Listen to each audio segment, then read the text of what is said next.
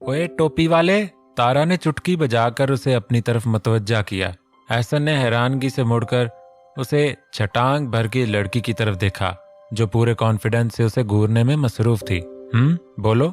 अंदाज हमेशा की तरह संजीदा था। सड़ा पकौड़ा। उसका लहजा सुनकर तारा के दिल ने झट उसे इस लकब से नवाजा। Excuse me. अपने लिए सड़े पकौड़े का लकब सुनकर उसका दिमाग ही घूम गया। आखिर समझती क्या है ये लड़की खुद को? इसे सड़ा पकौड़ा बोल रही थी। आवाज नीचे। तारा ने बदले में उसे बिला वजह ही खतरनाक तेवर दिखाए। आधा घंटा देती हूं तुम्हें, अपना सारा बायोडाटा मेरे हाथ पर रखो। व्हाट? इस छोटी सी लड़की की इतनी बड़ी डिमांड पर वो भौंचका कर रह गया। इतना हैरान होने की जरूरत नहीं है। मेरी बॉस का हुक्म है, इस घर में जो भी नया मेंबर आए उसका पूरा बायोडाटा उनके पास पहुंचाऊं। उसकी होंकों जैसी सूरत देखकर तारा को हंसी आई, मगर वो कम से कम इस इंसान के सामने हंसना नहीं चाहती थी जिसको देख देख कर आधी लड़कियां सरगोशियां कर रही थीं। तुम्हारा भी कोई बॉस है क्या? एहसन को एक बार फिर हैरानगी हुई। ऑफ कोर्स मेरा भी बॉस है, और मेरा बॉस तो इतना ग्रेट है कि तुम्हारा बॉस भी हमारे बॉस की सारी बातें मानता है। तारा ने फखर से सर ऊंचा किया। एहसन को एक पल के लिए हैरत का झटका लगा। भला ऐसा भी कौन हो सकता है जिसका हुक्म मुस्तफा शाह मानता हो? अचानक ही रूप का ख्याल आने पर उसने शक भरी नजरों से तारा की सिमत देखा। रूप भाभी की बात कर रही हैं आप? अपने शक को यकीन में बदलने के लिए उसने अंधेरे में तीर चलाया। हाँ, वही मेरी बात है। तारा का गर्दन अकड़ा कर दिया गया जवाब उसके शक पे यकीन की मोहर लगा गया। ओ, पूरी इस बात समझ आने पर उसने होंठों को गोल शेप देकर इस बात में गर्दन हिलाई। अच्छा जी, ठीक है, आपके हुक्म की भला हम कैसे हुक्म अदूली कर सकते हैं? कुछ ही देर में मेरा सारा बायोडाटा आप तक पहुंच जाएगा मैडम जी। और कोई हुक्म इस खादम के लिए? एहसन सीने पर हाथ रखकर थोड़ा सा अदब से झुका। उसके इस अंदाज पर तो जैसे तारा के देसी घी के चिराग जल उठे हों। फिलहाल के लिए बस यही, बाकी के हुक्म हम बाद में लगाएंगे। शाने बेनियाजी से बालों को एक तरफ झटक कर वो आगे बढ़ गई। उसके इस अंदाज पर एहसन ने आंखें घुमाईं। असवद मलक, तुमने मेरे साथ जो कुछ भी किया मुझे बहुत दुख हुआ था, मगर कोई बात नहीं। मुझे मालूम है तुम बह गए हो। तुम्हें उस लड़की ने अपने चुंगल में फंसाया है, तभी तुम मुझसे दूर हुए हो। अगर तुम्हारी शादी मुझसे हुई होती तो तुम्हारे वो 2 बच्चे आज हमारे बच्चे होते। हम दोनों आज कितने खुश होते। असवद की तस्वीर से बातें करते हुए वो पहले की तरह कोई पागल मालूम हो रही थी। मगर तुम फिक्र नहीं करो असवद, अब मैं वापस आ गई हूँ। मैं सब ठीक कर दूंगी। इस किर्रत को ऐसा सबक सिखाऊंगी कि वो दोबारा हमारी जिंदगी में आने के बारे में सोचने की हमाकत कभी नहीं करेगी। खुद के ही प्लान पर वो खिलखिला कर हंसी, मगर फिर न जाने दिमाग में कौन सा ख्याल आया जिसके जेरे असर उसके चेहरे पे हदे दर्जा जहरीले तासरात उबर उठे। नहीं, अगर मैंने उसे तुमसे ऐसे ही दूर कर दिया तो वो दोबारा हमारी जिंदगी में दोबारा आ जाएगी। इसलिए मुझे उसे हम दोनों से इतनी दूर भेजना होगा जिससे वो चाहकर भी हमारी जिंदगी में दोबारा ना आ सके। हाँ, मुझे ऐसा ही करना होगा, मगर ऐसा तो तभी हो सकता है जब वो इस दुनिया में नहीं होगी। अब वो पागलों की तरह कमरे में इधर से उधर चक्कर काट कर कुछ बहुत खतरनाक सोचने में लगी थी। हाँ, उसे अब मर जाना चाहिए। बहुत जी लिया उसने तुम्हारे साथ। आखिरी फैसले पर पहुंचते ही वो खिलखिला कर हंस पड़ी। वैसे भी उसके लिए मौत की सजा से कम कोई सजा हो ही नहीं सकती। उसने नीलम का हक छीनना है, उसकी मोहब्बत पर डाका डाला है। मुझे जेल भिजवा कर खुद मेरे असवद के साथ हंसता खेलता जहां आबाद कर बैठी है, तो इन सब गुनाहों की छोटी मोटी सजा तो नहीं हो सकती। उसे मरना होगा, उसे मरना होगा। किर्रत की मौत का सोचते ही एक कमीनी सी खुशी उसे अपने अंदर तक महसूस हुई। चले माँ। अरहम ने रानी को तैयार देखकर उन्हें कमरे की दहलीज में खड़े होकर आवाज लगाई। हाँ बेटा, मैं तैयार हूँ, मगर मेरा ख्याल है तुम एक बार अपनी नानी से जरूर पूछ लो, क्या पता वो भी हमारे साथ चलें। रानी ने अपनी एक आखिरी कोशिश करना जरूरी समझा। रुकैया बेगम के नाम पर अरहम ने लब भींचे। इस दिन के बाद उसकी रुकैया बेगम से कोई बातचीत नहीं हुई थी। वो नहीं जाएगी, इस बात का उसे अच्छे तरीके से अंदाजा था, लेकिन अपनी एक कोशिश करने में कोई हर्ज ना था। क्या पता उन्हें भी अपनी गलती का एहसास हो गया हो। यही सोचकर वो खुद भी उनके कमरे में दाखिल हुआ। नानी, अरहम की पुकार पर जब कोई जवाब मौसूल ना हुआ तो वो खुद ही अंदर दाखिल हुआ, जहां रुकैया बेगम पान दान से पान बनाने में बड़ी दिलजमी से मसरूफ थीं। कोई शक न था कि उन्होंने अरहम की आवाज़ बखूबी सुनी हो, मगर शायद जवाब देना ज़रूरी नहीं समझा। नानी, मैं और माँ नूर के उपटन की रस्म में जा रहे हैं, आप भी चलेंगी तो हम सबको बहुत ही अच्छा लगेगा। अरहम के नरम अंदाज पर उन्होंने तंजिया भवें उचकाए। तुम और तुम्हारी माँ जाओ उनकी खुशियों में शरीक होना, क्योंकि तुम दोनों को उनकी अच्छाइयों का नया नया बुखार हुआ है। मगर मुझे ऐसा कोई भरम लाहक नहीं हुआ। मैंने ये बाल यूं ही धूप में सफ़ेद नहीं किए। नहुत से सर झटक कर वो दोबारा पान लगाने में मसरूफ हो गई। नानी, अरहम ने उन्हें एक बार फिर कन्वेंस करने की कोशिश की, मगर बदले में उन्होंने कहर बरसाती नजरों से अरहम की सिमत देखा। बहस नहीं करो मुझसे, जाते वक्त दरवाजा बंद करके जाना। उनका ये अंदाज अरहम को बिल्कुल अच्छा नहीं लगा। अगर कोई कम अकल इंसान ये सब बोलता तो समझ भी आता था, मगर वो सियानी बयानी औरत थी। जिंदगी की धूप छांव उन पर से होकर गुजरी थी। फिर भी वो सर झटक कर वो वहां से वापस अपनी माँ के कमरे की तरफ बढ़ गया। माशाअल्लाह जी। अपने आसपास से उभरी आवाज पर मिशी ने गर्दन मोड़कर हैरत से पीछे देखा, जहां एक बड़ी बड़ी मूंछों वाला हट्टा कट्टा आदमी सुर्ख आंखें लिए उसे सर से पांव तक नाप रहा था। एक पल के लिए तो मिशी का गला तक खुश्क हो गया। फिर याद आया, उससे डरने की भला क्या जरूरत है, ये तो अपना ही घर है।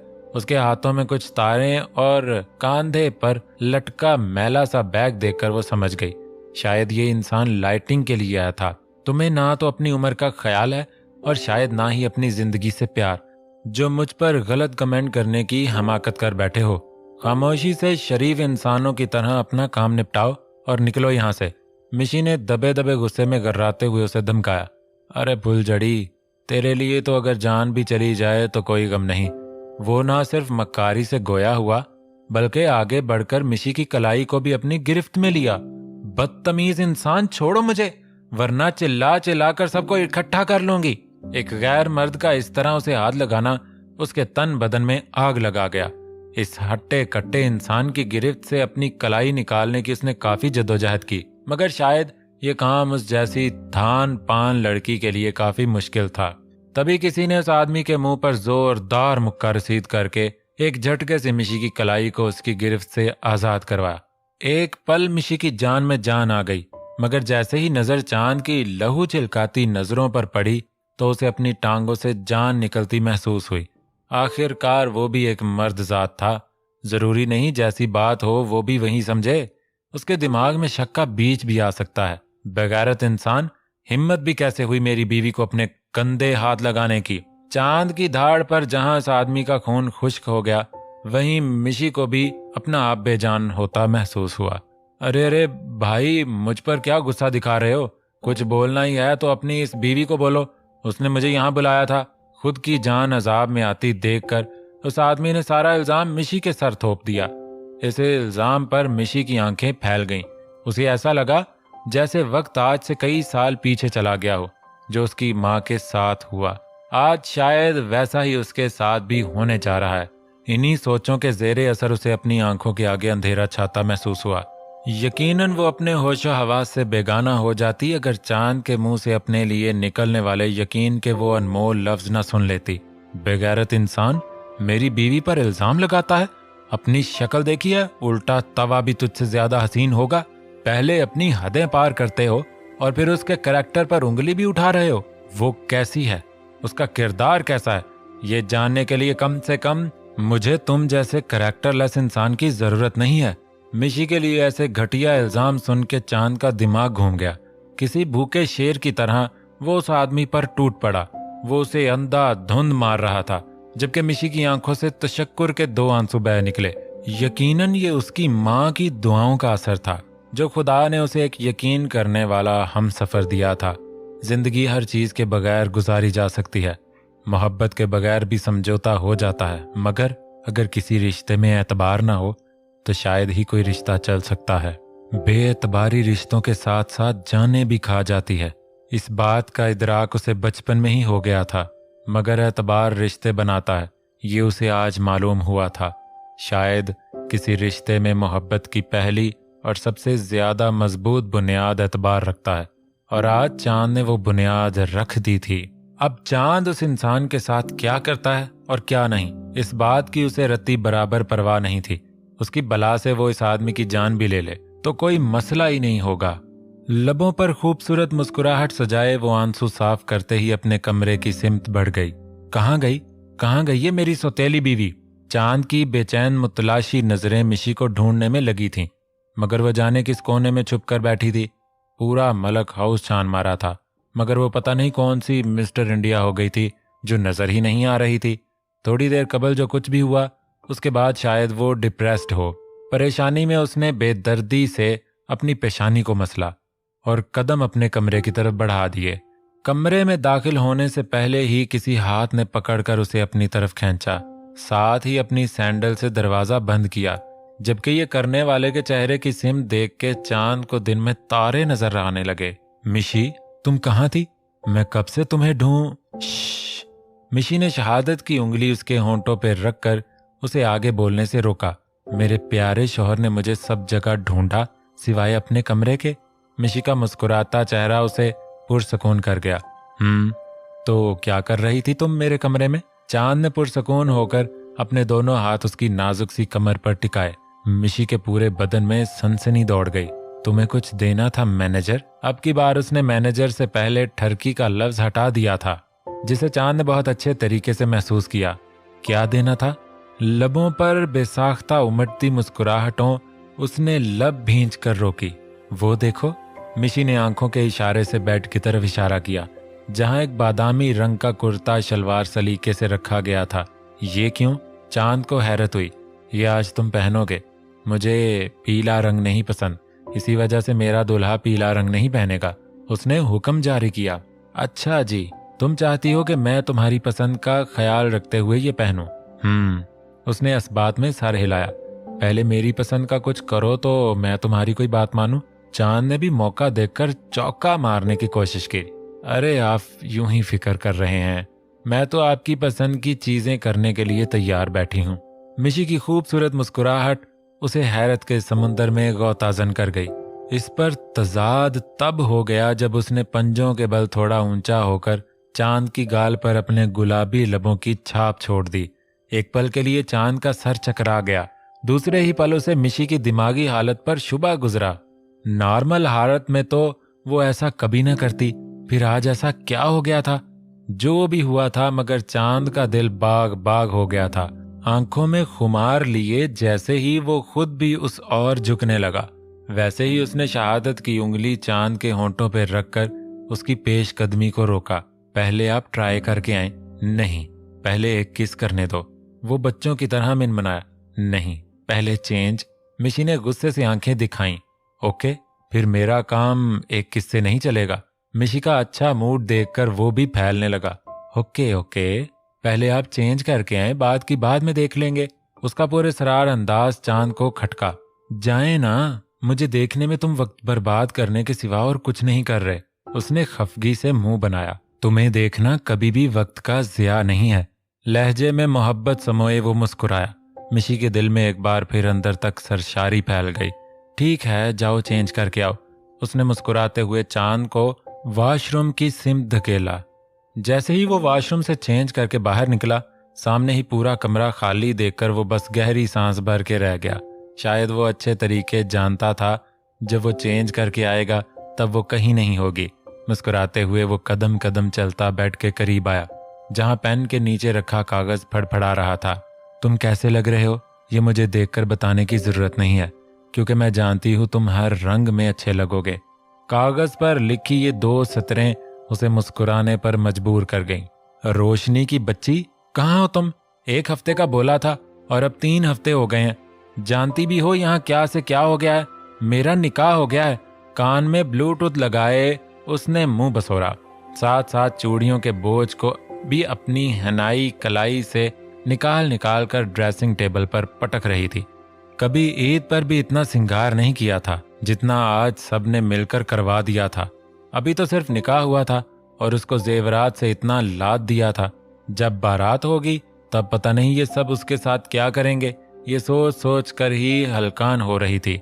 फौरन से पहले वापस आओ, मुझे तुम अपने उपटन में यहाँ नजर आओ। वो झुंझला कर बोल उठी।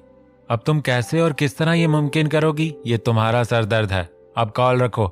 ये मोबाइल भी मेरा नहीं है। अपने मोबाइल की हालत एक बार फिर उसकी नजरों में घूमी तो मुस्तफा शाह पर गुस्सा एक बार फिर ऊद आया। तभी दरवाजे पर हुई हल्की सी दस्तक पर वो चौंक उठी। इस तरह तो कोई भी दस्तक नहीं देता था। डैड और अरसल जब भी आते थे तो उंगलियों के जोड़ों से दरवाजे पर दस्तक देते थे।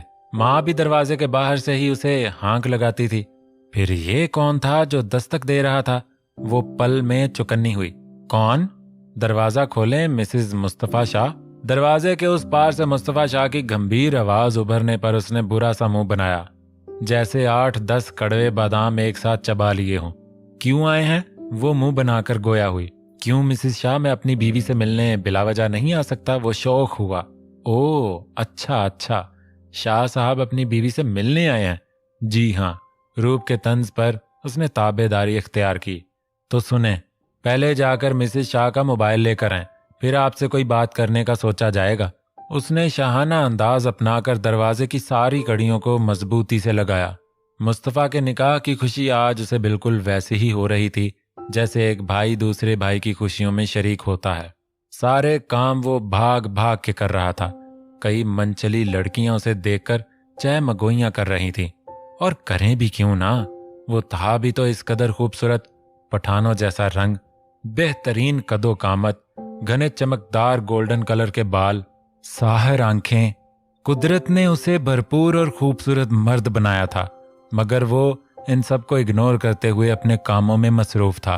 गैर जरूरी सामान रखकर जैसे ही छत से नीचे उतरने लगा, वैसे ही नजर नीचे खड़ी उसी आफत पर पड़ी, जो शायद इस वक्त भी फूल वाले से झगड़ा करने में मसरूफ थी।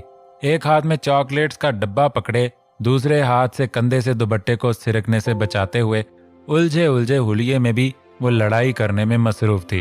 ओ खुदा, अल्लाह जाने ये लड़की क्या चीज है। उम्र से बड़े इसके मसले हैं। इससे पहले कि वो इसे इग्नोर करके नीचे की तरफ बढ़ता, दरख्त के पीछे छुपे किसी साए पर उसकी नजर पड़ी। एहसन की छठी हिस्स ने कुछ गलत होने का सिग्नल दिया था।